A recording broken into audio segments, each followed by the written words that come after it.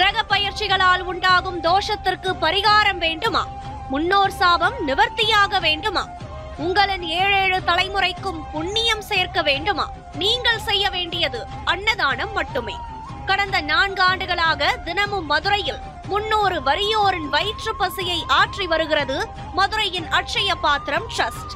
நீங்களும் உதவ அன்பு வேண்டுகோள். மேலும் தொடர்பிற்கு நெல்லை பாலு, நிறுவனர் 9442630815.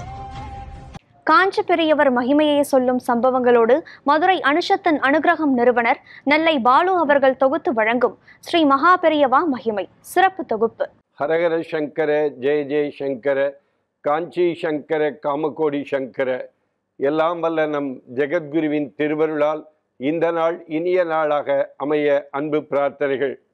ஒருமுறை ஷாகாபாத் என்கிற இடத்திலே மகா பெரியவா முகாமிட்டிருக்கிறார். நிறைய பக்தர்கள் வந்து பார்த்து தரிசனம் செய்து கொண்டிருக்கிறார்கள். அப்போது வேத ரக்ஷண ட்ரஸ்ட் சார்பாக சுப்ராமன் என்பவரும் சாரி என்பவரும் அங்கே வந்து பெரியவாடத்திலே வந்து வேத சம்ரக்ஷண ட்ரஸ்ட் சம்பந்தமாக வேதத்தை எப்படி தழைத்தோங்க வேண்டும், இன்னும் என்னவெல்லாம் செய்ய வேண்டும் என்கிற ஆலோசனையில் ஈடுபட்டு கொண்டிருக்கும் பொழுது ஒரு வேத பண்டிதர் வருகிறார். மகா பெரியவாளை எப்பொழுதுமே அது மிகப்பெரிய வேத பண்டிதர் பெரியவாளை தரிசிக்க வருகிறார். ரொம்ப ஒரு ஏழை பிராமணர், உடல் மெலிந்து காணப்பட்ட அவர் எப்பொழுதுமே சிவராத்திரி அன்று மகா பெரியவாளை அவர் தரிசிப்பது வழக்கம். ஏனென்றால் உலகத்தின் குருவாக இருக்கிறவர் தன் மனதிலே அவரே சிவனாக நினைத்து கொண்டு ஒவ்வொரு வருடமும் சிவராத்திரி அன்று மகா பெரியவாளை தரிசிப்பது வழக்கம். அவருக்கு உடலிலே ஒரு நோய், உடம்பு ரொம்ப மெலிதாக காணப்படுகிறது. அப்படி நிலையிலேயும் மகா பெரியவாளை தரிசிக்க வந்த அவரிடத்திலே அந்த பெரியவாளை தரிசனம் முடித்த பிற்பாடு வேத ரக்ஷண ட்ரஸ்ட் சார்பாக வந்த சுப்பிராமனிடத்திலேயும் அங்கே பக்கத்தில் இருந்த சாரி இடத்திலேயும் டிவிஎஸ் குழுமத்தை சார்ந்தவரிடத்திலேயும் இவர் பெரிய வேத பண்டிதர், இவருக்கு நீங்கள் மாதந்தோறும் ஒரு 300 ரூபாய் அவளுக்கு கொடுக்க முடியுமா என்று பெரியவா கேட்கிறார்.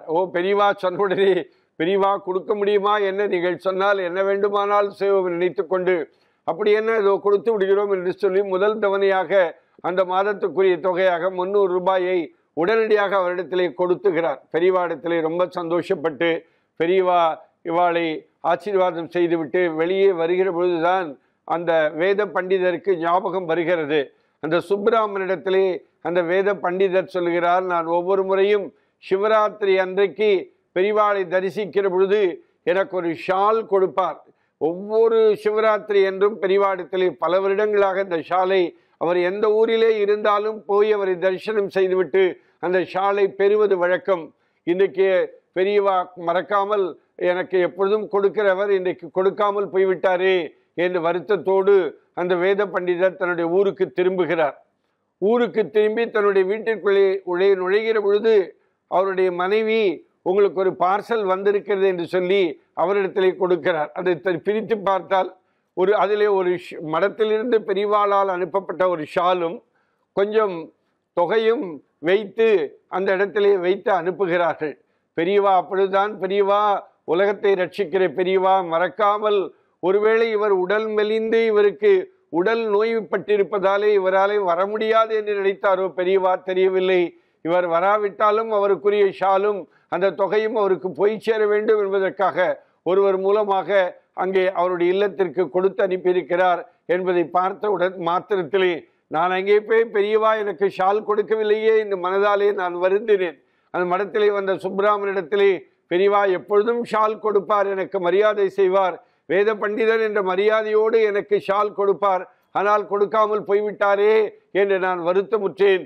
பெரியவா உலகத்தை காக்கிற தெய்வமே ரட்சகா என்று சொல்லிவிட்டு அப்படிப்பட்ட பெரியவா என்றைக்கும் மகா பெரியவா மனதிலே ஒன்று நினைத்தால் அதை செய்யக்கூடிய ஆற்றலாளர், வேத பண்டிதர்களை கௌரவிக்கிற ஒரு மிகப்பெரிய வேத குரு பெரியவா என்று சொன்னால் அது கண்டிப்பாக அது அவரால் மட்டுமே அது நிறைவேற்ற முடியும் என்பதை நினைத்து கொண்டு தன்னுடைய இல்லத்தில் இருந்த மகா பெரியவா திருவுருள் படத்திற்கு முன்பாக சாஷ்டாங்கமாக விழுந்து வணங்கி சர்வேஸ்வரா சிவபெருமானே என்று நினைத்து கொண்டு ரொம்ப சந்தோஷத்தோடு அந்த வேத பண்டிதர் அன்றைக்கு முழுக்க சந்தோஷத்தில் திளைத்தாராம்.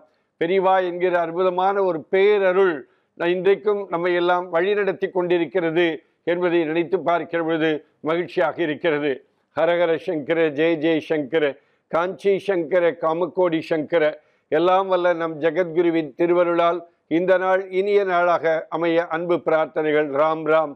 ஓம் ஸ்ரீ மகாபெரிவா திருவடிகளே சரணம்.